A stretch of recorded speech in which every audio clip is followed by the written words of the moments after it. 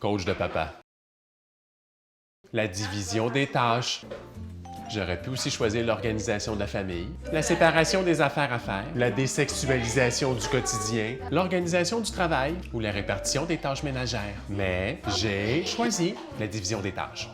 Un sujet plate pour un quotidien plate, une famille plate, une vie plate, une planète plate. C'est plate. La première question à se poser, là, c'est la suivante. Quand vous étiez petits, mes petits papas, là, maman et papa agissaient comment dans votre maison? Est-ce que maman s'affairait quotidiennement à la confection de petites tartes et de petits gâteaux? Papa travaillait-il fort pour subvenir aux besoins de la famille? Avez-vous déjà vu papa plier des vêtements, cuisiner du manger ou passer une petite balayeuse dans un garde-robe? Si vous avez répondu non à au moins 2/5 des questions, vous avez peut-être un début de question et une réponse qui n'a pas encore été posée, mais qui se détaille ainsi. Cessez de penser que la pomme tombe loin de l'arbre. Selon une étude du prestigieux Journal de Monsieur, 14 ménages sur 23 qui marchent pas à cause des tâches ménagères. C'était peut-être pas ça, là, Mais disons que si vous êtes habitué de vous lever les pieds quand madame passe l'aspirateur, il y a peut-être là le début de ce que j'appelle une calvitie de couple.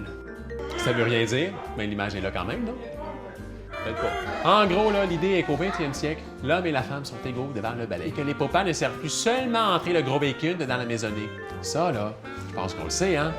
Fait que je pisserai pas des oreilles bien longtemps avec ça. Pisser des oreilles, là, ça veut dire parler d'un sujet à répétition à une même personne qui nous écoute inlassablement, avec un regard comme ça.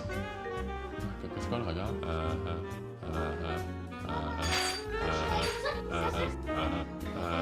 Conseille-moi par exemple en fait de faux pas. C'est par où commencer quand on n'a pas déjà commencé ou qu'on est pogné dans un système qui marche visiblement pas.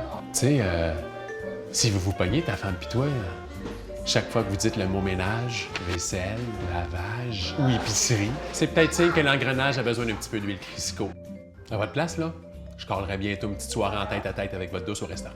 Un mardi ou un mercredi soir, un soir nobody. Après avoir commandé, juste avant de recevoir l'entrée, vous prenez une petite feuille de papier et un crayon que vous avez apporté discrètement. Dans une mallette fluo attachée à votre poignet, vous lui demandez de faire une liste d'affaires qu'elle aime particulièrement faire dans la maison, une autre pour laquelle elle n'a pas d'opinion, et une dernière qui la répugne. Là, vous faites le tour de toutes les tâches. Et quand je dis toutes, c'est toutes. Du lavage des fenêtres au printemps, à l'achat des vêtements pour enfants, jusqu'à vider la litière du chien. Allez-y, faites-la à la liste. Puis faites la même chose de votre côté. Et après, vous brûlez tout ça en disant que vous avez engagé une femme de ménage, un homme à tout faire ou un nain pas trop cher. Je vous le dis tout de suite, là. Si elle pensait que vous alliez profiter de ce souper-là pour la demander en mariage, c'est raté. Évaluez bien ses attentes. Si vous êtes un peu serré ces temps-ci, amenez-la à dîner.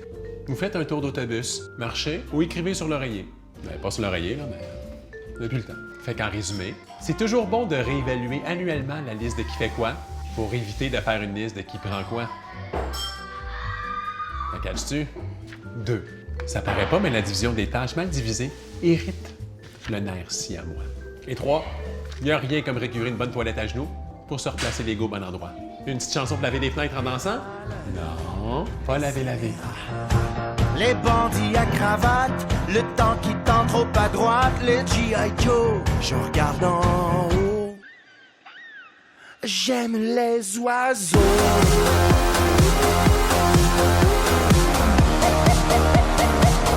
J'aime les oiseaux.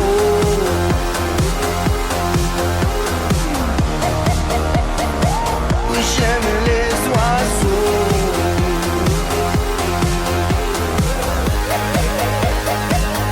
J'aime les oiseaux.